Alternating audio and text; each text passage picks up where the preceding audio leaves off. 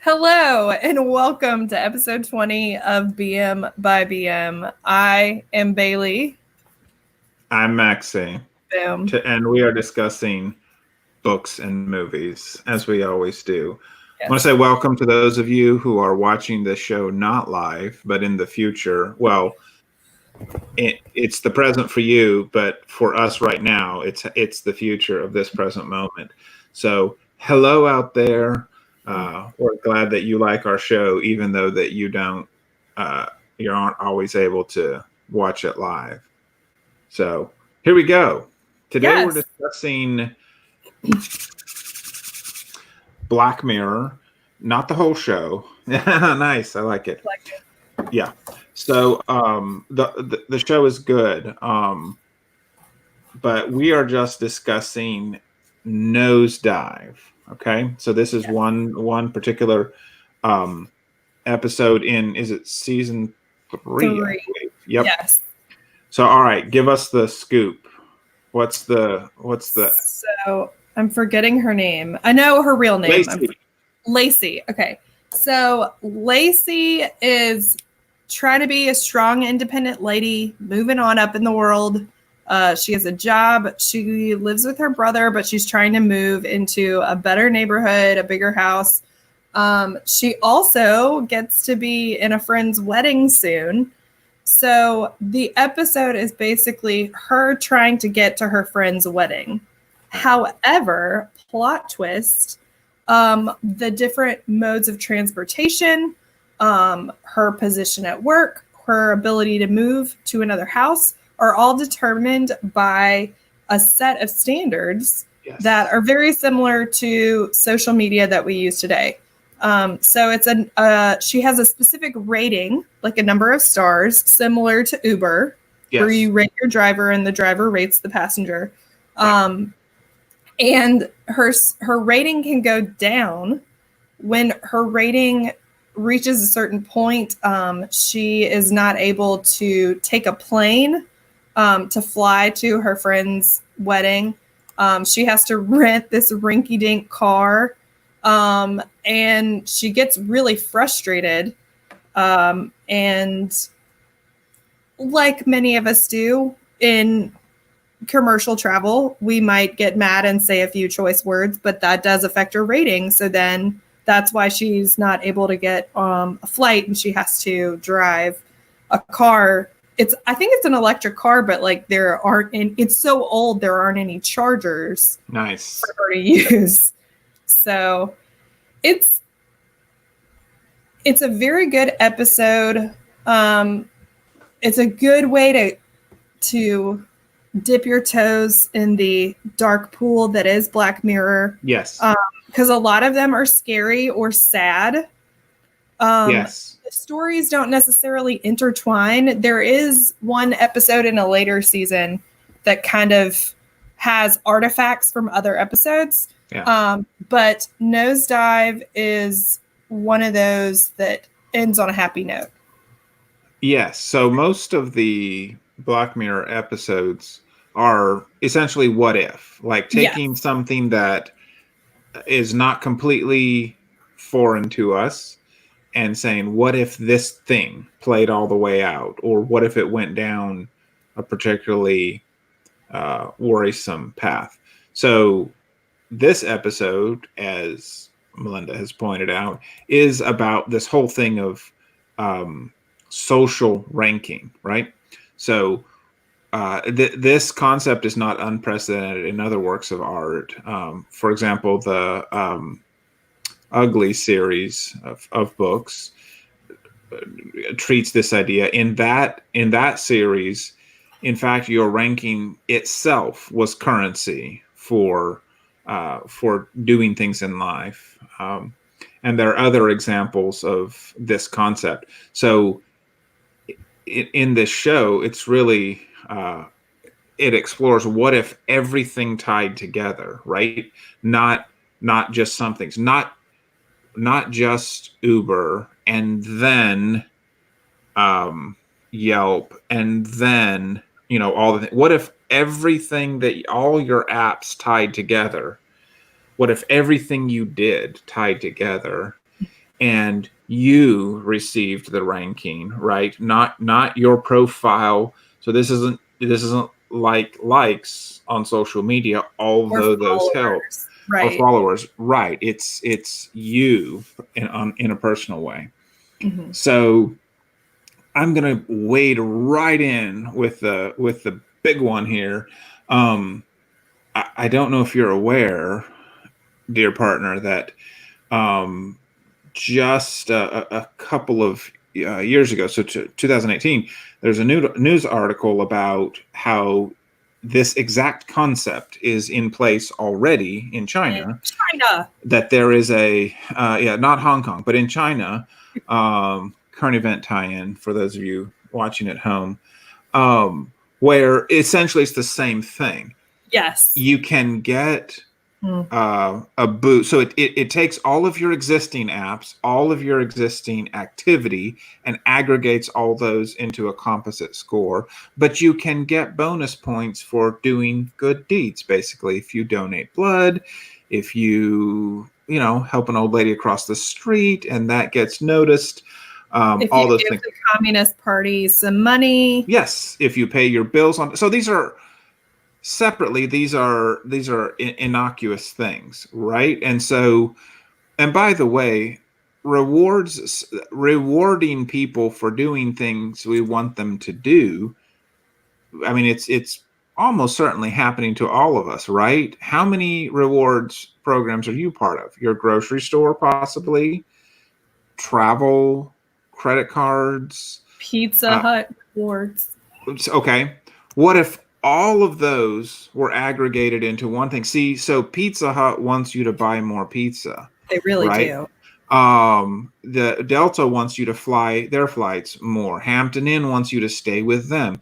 So they reward you by saying, if you do what we want you to do, we will reward you for that. And they're literally called rewards program. Well, what if that was the government saying, we want you to pay your bills on time. We want you to help old ladies across the street. We want you to not break curfew. We want you to donate to the Communist Party or what have you. And the consequences of this system are very much like what are in the show, as in you cannot purchase, even if you have the money, you're not permitted to purchase, say, a first class ticket. And in some cases, you're not permitted to travel if fill in the blank. So very interesting. So I just dove in there. And you took a nosedive? Right into it. Smack. All right. So hopefully there's more to swim around in. What? Absolutely. All right, go for it. Well, so you do see at one point in the episode at Lacey's job, you see one person kind of he's being fired or let go, and his rating is steadily going down. In the episode, you can see people's ratings, but I don't think they have like technology besides their phone that tells them their rating. So you see this guy's numbers going down, his stars going down, and everybody just kind of lets him crash and burn. Like he tries to build up his rating, but it gets to the point where they let him go, and it's just similar in that way, that everybody is into wanting to be liked and have a good rating, so that they can be mobile and do whatever they want to do. But it's interesting, towards the end of the episode, Lacey meets this female trucker who kind of tells her like it is, and is like, this is not what real life is. It doesn't really matter. Right. And you're going to be okay. Right. So it's in another theme of the episode is how is Lacey's emotions, I think. Because there's one point in the episode where she's doing fake smiles in a mirror to like practice selfies. Right. And then the episode ends with her being able to finally vocalize what she's really feeling. Right. and using her words. Right. So I think it's really interesting because she'll turn off herself in order to make other people like her, to get a higher rating. Her friend whose wedding she's going to, they're not really friends. Like, it's all for appearances. And so the fact that she's able to finally be herself at the end of the episode is very encouraging to me, that hopefully we can have this break from expectations of how we want people to like us or perceive us, and to just enjoy who we are in all of our weirdness and low star qualities. Yeah. So, which brings a question to my mind.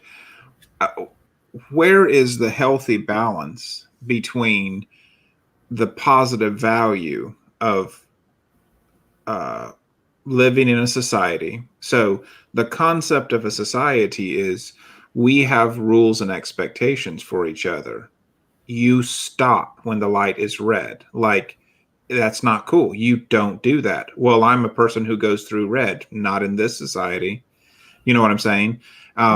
So there are things that there is socialization that happens to people, right?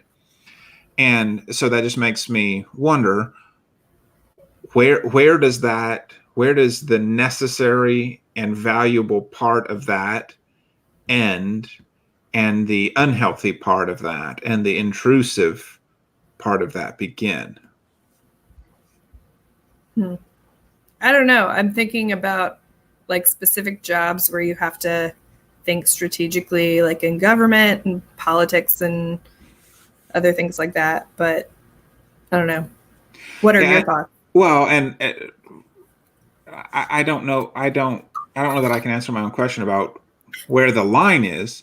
Right. But, you know, I don't think either of us are saying we support anarchy. You know, it's not like do what seems right to you. That's not true. There's a difference between do whatever seems right to you and don't attempt to make yourself into something that is unhealthy just to twist yourself into something you're not, but that whole thing of be yourself in our society also gets twisted to, if I want to do it, that makes it right. And I do not agree with that at all. So there is, I don't know, maybe there's some gray area in the middle where it's clearly beneficial over here and it's clearly intrusive and unhealthy over here. And perhaps there's gray area in the middle. It kind of reminds me, are you familiar with the show Portlandia? I've not watched it. I've heard of it. There's a sketch on Portlandia where Fred Armisen is living in a house, and I think Carrie Brownstein realizes that he's like a serial killer. And he's like, I'm just living my truth. You can live your truth. And then the cops come in and they're just like, oh, I'm so sorry. You're living your truth. That's fine. You do you, man. We're going to do us. We'll leave you alone. Right. And so I think we have to be careful about what each other's truths are. Right. I think there are universal truths. Yes. And I think we need to stand up for things that are wrong and continue to encourage each other to do the things that are right. But it's exhausting to do that. Yes, I agree. Yes. Agreed. What else we got here from Nosedive? And we can fudge into some peeks into some other episodes if you. Okay, I will say for our entire viewing audience, go for it. Here it comes. Do not start with season 1, episode 1 as your first episode into Black Mirror.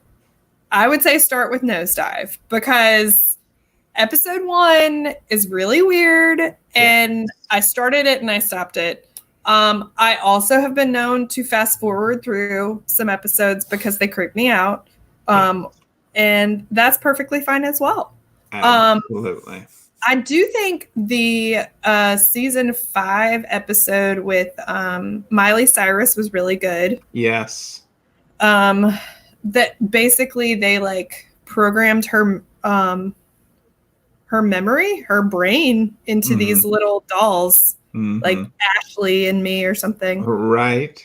And that was really creepy, but it's very possible. Like that's the thing about every episode of Black Mirror. Everything that is in the show is possible, like you said.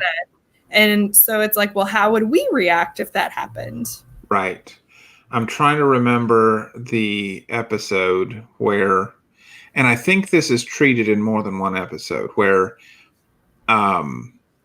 to interrogate someone, they make almost like a copy of their consciousness and put them into this device.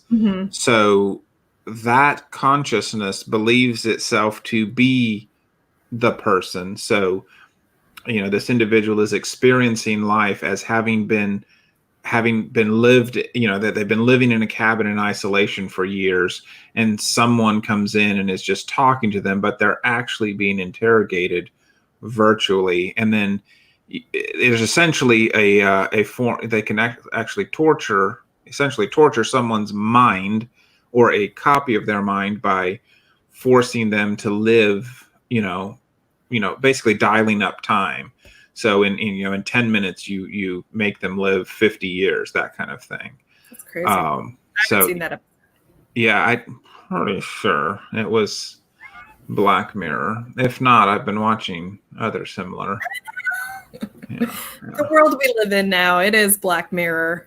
Well, but you did see the comment just a couple of weeks ago that the I think it's the executive director or the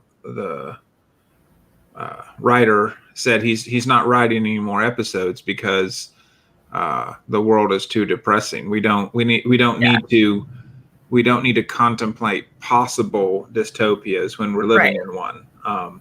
Right. So it was interesting that such a person would say that. Yeah. Another episode that people have pointed to is the Waldo effect. When this cartoon bear ends up running for government and winning somehow. Yeah. I mean, it's a cartoon. He never even appears in person. The voice actor portrays him. They like project the bear on a bus. But it's been it's been mirrored with Donald Trump winning the election. And then there was another guy who was a comedian that won an election, maybe Ukraine, somewhere in Eastern Europe. I can't remember where. Gotcha. But yeah, I don't know. It's crazy. Well, I, for one, wholeheartedly endorse the entire series. You are welcome to fast forward, but I would say you don't have to. So, thumbs up from me on Black Mirror in general and on Nosedive in particular. Shall we tell the folks what's coming next? Absolutely. And what is that? Next week, we have The Giver and Minority Report. Yes. We said it. I said it would be future week. So if you have not read The Giver, which I never have actually, so I'm reading it for the first time. Okay, so I will. I'll save my shade another time. Read The Giver. It's not a long read. Should be a long read. Right. It's like 3 hours according to Overdrive. There you go. Or my Amazon Kindle. So you're not a Lois Lowry fan? No, I probably have read it several times because I taught it in school. Oh, so yes. I can't. I don't know for sure that I ever read it before I taught it. So maybe I should save my again. And there is a film with, I believe it's Meryl Streep and Jeff Bridges. Couldn't tell you. I've only read the book because I'm biased. And then Minority Report. We were just talking about being a precog before the show started. I myself am not interested in being one. So anyway, next week, Yes. see you on Tuesday and Friday, both at 8 o'clock. Yes. And it's going to be great. Fabulous. So look up for your black mirrors, everybody. Yeah, next one, do it. See you next week. Bye.